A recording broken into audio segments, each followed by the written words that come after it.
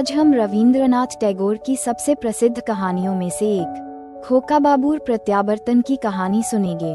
रवींद्रनाथ टैगोर की कहानी खोका बाबूर प्रत्यावर्तन। खोका बाबू की वापसी एक मार्मिक और गहरी संवेदनाओं से भरी कहानी है, जो वर्गभेद, वफादारी और मानवीय रिश्तों के विविध आयामों को दर्शाती है। कहानी में समाज के उच्च वर्ग और निम्न वर्ग के बीच के संबंधों को रेखांकित किया गया है, जहां सेवक का निस्वार्थ प्रेम और मालिक का स्वार्थी व्यवहार साफ नजर आता है। कहानी बंगाल के एक गांव से शुरू होती है, जहां एक अमीर जमींदार का बेटा खोका बाबू, मालिक का बेटा, अपने परिवार के साथ रहता है।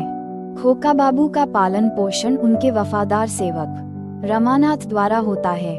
रमानाथ, जो खोका बाबू को अपने बेटे की तरह मानता है, उसकी हर छोटी बड़ी जरूरत का ध्यान रखता है। रमानाथ का जीवन खोका बाबू के इर्द गिर्द ही घूमता है।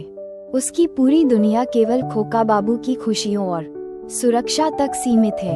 रमानाथ की अपनी पहचान भी खोका बाबू के कारण ही है। वह अपने जीवन की हर खुशी खोका बाबू की सेवा में पाता है और यह उसके लिए किसी फर्ज से कम नहीं है। खोका बाबू का हर हुक्म उसके लिए भगवान की तरह है और वह इस सेवा में अपने सुख दुख सब भूल चुका है। एक दिन खोका बाबू के माता पिता ये तय करते हैं कि वे उसे बेहतर शिक्षा के लिए इंग्लैंड भेजेंगे। रमानाथ के लिए ये खबर किसी सदमे से कम नहीं होती।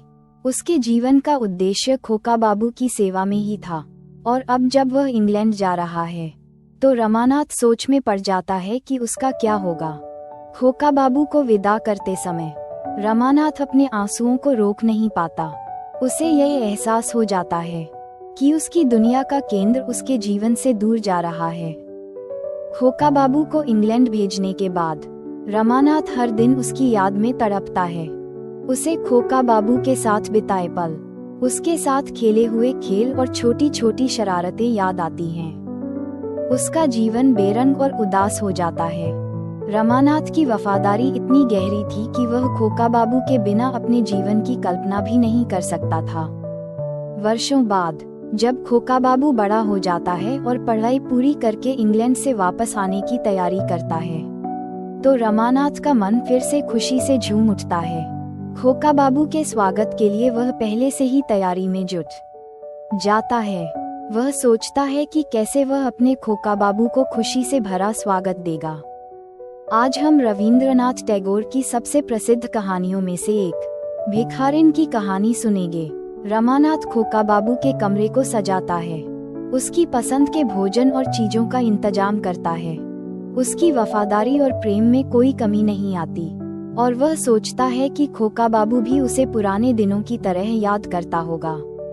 जब खोका बाबू अपने घर लौटता है तो रमानाथ उससे मिलने के लिए दौड़ता हुआ आता है, लेकिन खोका बाबू उसे देखकर अन्य ढंग से प्रतिक्रिया देता है। वह उसे एक आम सेवक की तरह ही देखता है, जिससे रमानाथ को गहरी चोट लगती है।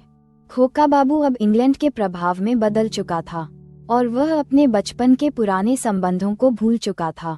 रमानाथ की वफादारी और प्रेम को अब वह केवल एक साधारण कर्मचारी के दृष्टिकोण से देखने लगा था।